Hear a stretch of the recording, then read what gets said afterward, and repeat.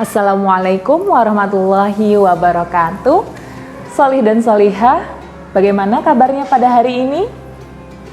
Alhamdulillah, semoga semua tetap dalam keadaan bersemangat dalam menjalankan ibadah puasa ya nak ya. Nah, kemarin Solih dan Solihah sudah menyaksikan sebuah kisah yang sudah disampaikan oleh Ustazah Vivi tentang bertemu dengan Warokoh bin Naufal. Nah, hari ini insya Allah Ustazah Lisa akan menyampaikan kisah selanjutnya dari buku Muhammad Ladanku, yaitu tentang orang yang berselimut. Nah, Solih dan Solihah, pada saat itu Muhammad telah menjadi seorang Rasulullah. Dan suatu ketika Rasulullah sedang tidur, Rasulullah terbangun karena beliau mendengar malaikat Jibril datang untuk membawakan wahyu kepadanya. Hai orang-orang yang berselimut, bangunlah, lalu berilah peringatan dan agungkanlah Tuhanmu. Dan bersihkanlah pakaianmu dan tinggalkan semua perbuatan yang keji. Dan janganlah engkau Muhammad memberi dengan maksud memperoleh balasan yang lebih banyak. Dan karena Tuhanmu, maka bersabarlah. Quran Surat Al-Mudaththir Surat ke-74 ayat 1 sampai dengan ayat ke-7. Kemudian melihat kejadian itu, Bunda Khadijah memandang Rasulullah. Kasih Bunda Khadijah kepada Rasulullah semakin besar. Kemudian beliau mendekati suaminya dan berkata dengan lembut kepada Rasulullah untuk memintanya kembali untuk beristirahat dan tidur. Namun Rasulullah menjawab, "Tidak ada waktu lagi wahai Khadijah. Tidak ada waktu bagiku untuk beristirahat dan tidur." Rasulullah berkata seperti itu. Kemudian Rasulullah juga menjelaskan bahwa Jibril telah membawa perintah supaya aku memberi peringatan kepada manusia, mengajak mereka dan supaya mereka beribadah hanya kepada Allah. Namun Rasulullah berpikir, siapa yang akan aku ajak? Dan siapa pula yang akan mendengarkanku? Kemudian Bunda Khadijah dengan segera mendekati Rasulullah, kemudian menenteramkan hati beliau. Kemudian Khadijah menceritakan apa yang tadi dikatakan oleh Warokoh dengan penuh semangat. Khadijah langsung menyatakan diri sebagai orang yang mengimani Rasulullah. Nah, Solih dan Solihah, dari kisah ini menjadi sebuah sejarah bahwa orang pertama yang menyatakan diri sebagai orang Islam, memeluk agama Islam adalah, betul sekali, Bunda Khadijah.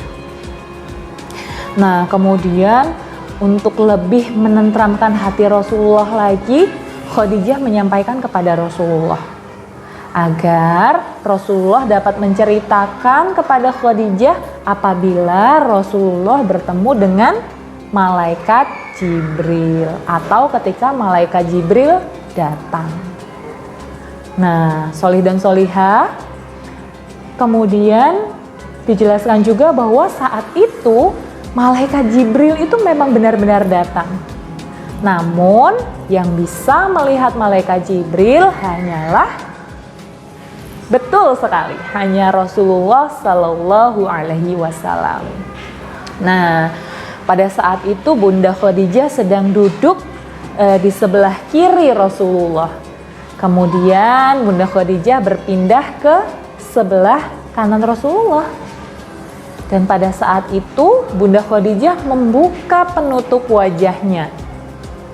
Dan pada saat Bunda Khadijah membuka penutup wajahnya, saat itu malaikat Jibril menghilang.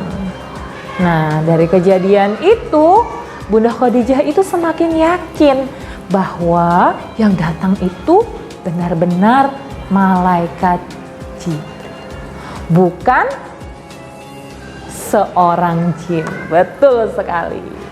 Nah, kisah selanjutnya tentang bertemu dengan Warokoh.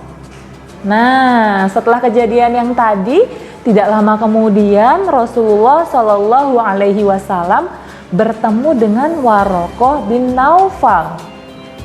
Saat itu Rasulullah sedang melakukan tawaf. Nah, kemudian Rasulullah menceritakan kepadanya. Kemudian Warokoh berkata kepada Rasulullah, "Demi dia yang memegang hidup Warokoh, engkau adalah nabi atas umat ini. Engkau telah menerima namus yang besar, seperti yang pernah disampaikan kepada Nabi Musa. Pastilah engkau akan didustakan, disiksa, diusir, dan diperangi oleh banyak orang. Namun, kalau sampai pada waktu itu aku masih hidup, pasti aku akan membela yang di pihak Allah dengan pembelaan yang sudah diketahuinya pula." Nah, Warokoh menyampaikan hal tersebut. Kemudian setelah menyampaikan hal tersebut kepada Rasulullah, Warokoh mendekati Rasulullah kemudian mencium ubun-ubun dari Rasulullah.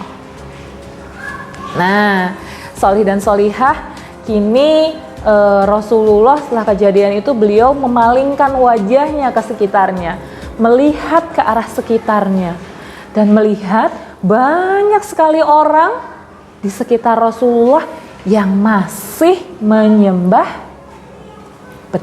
masih menyembah patung. Bahkan mereka masih memakan harta riba. Bahkan beberapa orang itu mereka memakan harta yatim piatu. Nah, padahal boleh nggak ya melakukan hal seperti itu?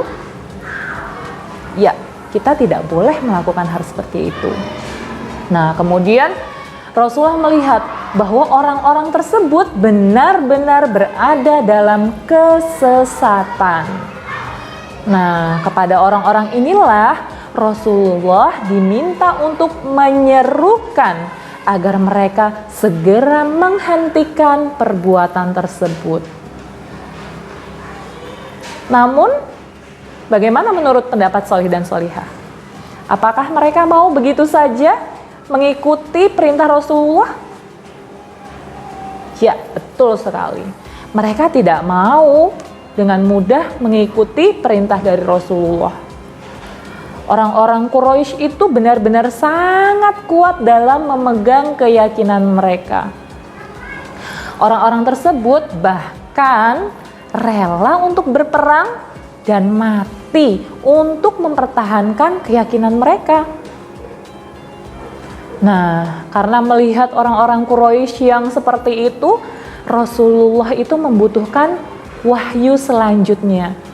Rasulullah menunggu wahyu selanjutnya dari malaikat Jibril. Akan tetapi, wahyu yang Rasulullah nantikan tidak juga kunjung turun. Jibril tidak pernah datang lagi dalam waktu yang cukup lama. Kemudian pada saat itu Rasulullah mulai merasa terasing. Kemudian rasa takut Rasulullah mulai muncul kembali.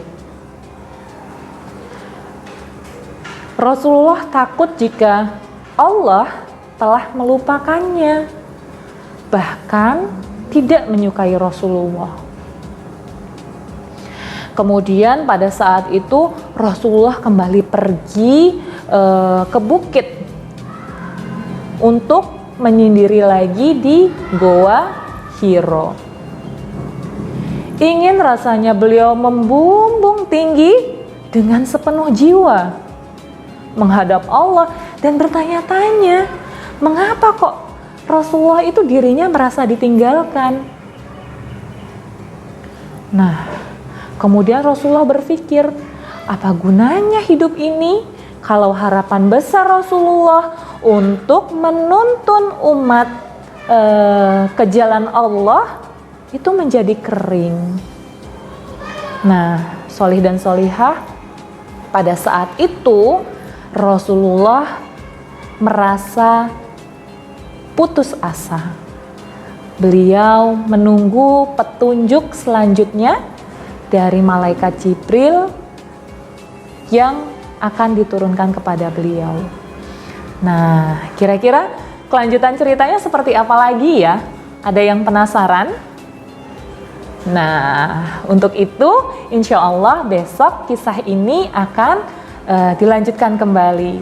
Sholih dan Sholihah jangan sampai ketinggalan untuk menyaksikan kisah dari buku Muhammad Teladanku.